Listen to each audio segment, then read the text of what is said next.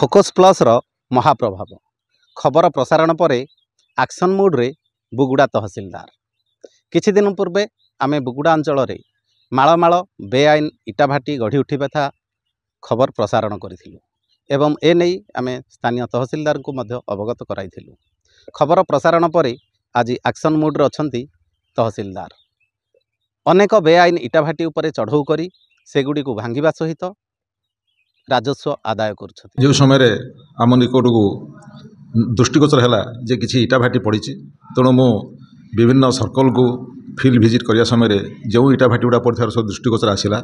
से विरुद्ध में दृढ़ कार्यानुष्ठान नि चारि गोटे इटाभाटी भंगा जाइए कंचा इटाभाटी गोटे भंगा जाइए से जेहेतु पोड़ा इटा हो सारी से आम बर्तमान सुधा 7 लाख टंका जरिमाना आदाय कर सारी एवं यहाँ आमर निश्चित रूप से एवं समस्त आम एफिडेविट रखुचु जे से पुनर्बार जमी पकई पारे आमर जरिमाना आदाय करने मुख्य उद्देश्य नुह मुख्य उद्देश्य हूँ इटाभाटी को बंद करवा तेणु से समस्त निश्चित रूप से दृढ़ हस्तर आम दमन करूँ इटाभाटी भविष्य जमी पड़ना ही अंचल से आम दृष्टि देवु। बर्तमान 7टा सर्कल 4-5टी सर्कल बुली सारूँ आ गोटे 2टा सर्कल अच्छी से बहुत अल्प दिन मध्य जोड़ा आम गस्त कर विरुद्ध में दृढ़ कार्यानुष्ठान नि माटी इटाभाटी पोड़ा द्वारा जहाँकि परिवेश प्रदूषण होगा सहित जो बड़ बड़ गछ गुड़ी को काटी माने इटा पोड़ुछंती जहाँफल कि ग्रीन ट्रिब्यूनाल ए अंकुश लगाई किंतु ये ग्रीन ट्रिब्यूनाल रो आदेश को अवमानना करी एठी जो खणी माफिया एवं इटा माफिया माने रहिछंती एमाने बेआईन भावे इटा पोड़ुथिले एने खबर प्रसारण पर तहसीलदार एक्शन मोड रे आसी जहाँकि बुगुड़ा एनएसी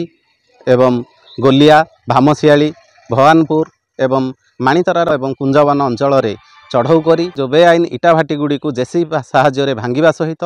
सेमानक ठारू फाइन मध्य आदाय करछंती एवं सेमानक ठारू लिखित प्रतिश्रुति आनिछंती जे जीवन रे आउ केबे इटा पकाइबे नाही जदि केबे इटा पकाइबार सेमानक सूचना मिले ताहले सेमाने आईन अनुଯାयी दंडित हेबे एवं एठी जहाँकि तहसीलदार प्रतिक्रिया रखुथिले जे ए गत 7 दिन भितरे से मोट 7 लाख रु ऊर्ध्व टंका आदाय करने सहित अनेक जगार वर्तमान चढ़ाऊ जारी रखिंट एवं आगामी दिन में एभली भाव में चढ़ाऊ जारी रहिबो एवं ई जो इटा माफिया माने रहिछंती एमानकु साबाड़ करा जिवो एवं या सहित ई जो खणी माफिया माने रहिछंती पत्थर ठारू आरंभ करी मोरम एवं बाली चालना करुछंती सेमानक उपरे मध्य तहसीलदार तीक्ष्ण नजर रखिछि एवं समस्तंकु सूचना देइछि जे कौनसी प्रकार रे जो खणी खादान रही कि जो माटी खोली परिवेश प्रदूषण करने सहित ये जो चाष जमीकर उर्वरता नष्ट करुछंती एहाकु रोकिबा पई से लोक मानकु आह्वान देइछंती एवं कहिछन जे कौनसी प्रकार इटा पकांतु नाही किंबा माटी खोलंतु नाही जदि कौन समय एभली सूचना मिले ताहले सेमानक उपरे दृढ़ कार्यानुष्ठान नियाजिबो